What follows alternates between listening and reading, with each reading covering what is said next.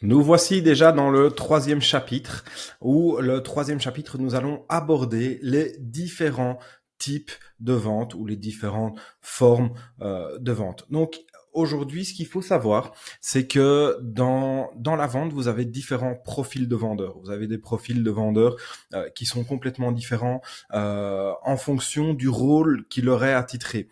Donc ici, j'ai pris un exemple, donc un commercial qui travaille à l'étranger, qui est toujours en déplacement.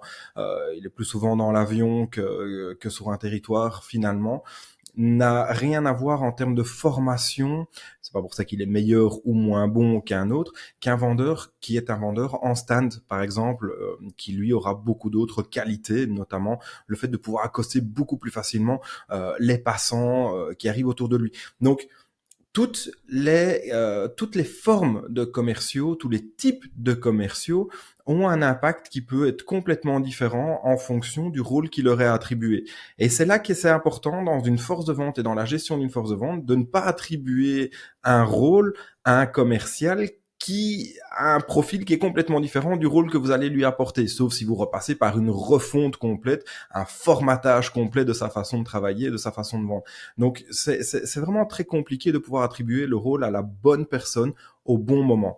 Donc, dans les différents rôles, les différents types de ventes que nous avons le marketing de réseau, donc les distributeurs, comme ils sont appelés. Euh, on a des grandes marques en MLM, hein, donc qui font de la distribution de produits, de services, éventuellement de produits minceurs, pour n'en citer aucun, ou de certaines boîtes spécifiques empilables que vous allez pouvoir ranger partout, où vous allez pouvoir ranger vos aliments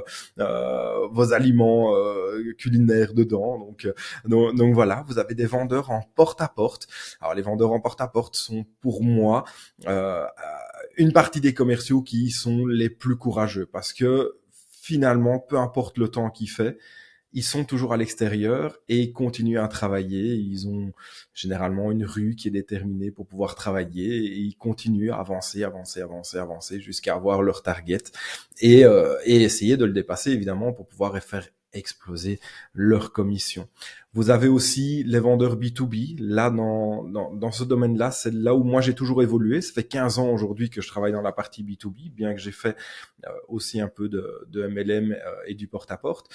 Et donc souvent le MLM ressemble à la vente B2C, mais on va avoir deux types quand même. Il va vraiment y avoir deux chemins différents. Donc dans le MLM, bien souvent, c'est de la vente à du réseau B2C. Donc là, on est d'accord, ce sont des personnes, le MLM va distribuer à son entourage, prendre des recommandations, travailler sur l'entourage, les amis, etc., pour faire grandir le réseau, et également recruter de façon à pouvoir travailler et avoir des revenus en constituant une équipe.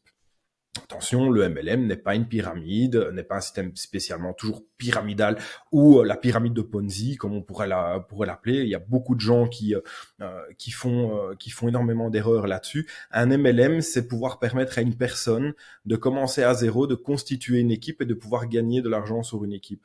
Finalement, dans le MLM, si je fais vraiment une aparté là-dessus, tous les jobs aujourd'hui sont du MLM. Vous avez un patron, votre patron a un directeur commercial, le directeur commercial a un chef de projet, a une RH, a un comptable.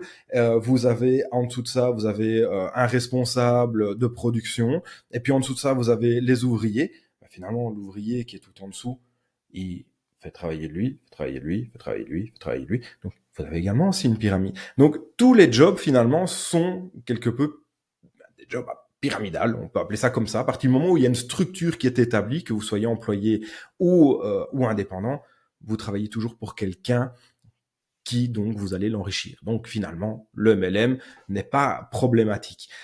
La vente B2C, donc je parlais de MLM, c'est juste pour une petite aparté par rapport à ça, mais donc le MLM c'est une chose, donc c'est du réseau, on va créer un réseau, développer un réseau et pouvoir vendre des produits, distribuer des produits.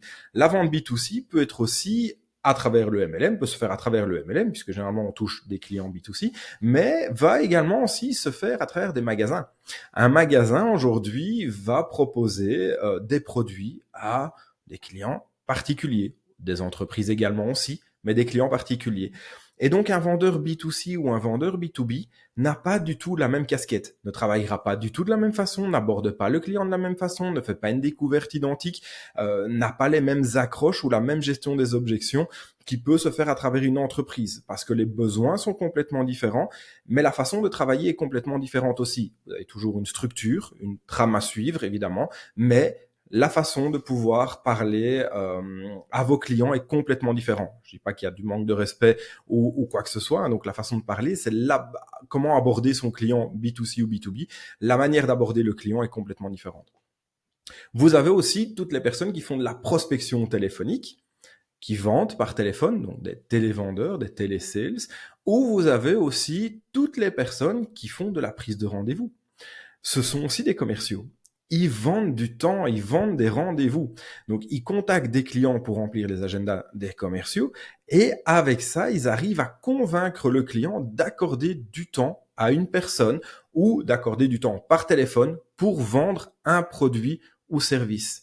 Et puis, vous avez les commerciaux qui font de l'entretien de relations existantes. Donc, vous avez parfois des commerciaux qui sont chargés de la gestion d'un portefeuille client, mais exclusivement de la gestion de ce portefeuille client-là. Donc, ils ne sont pas chargés de faire de l'acquisition, uniquement de la gestion de portefeuille.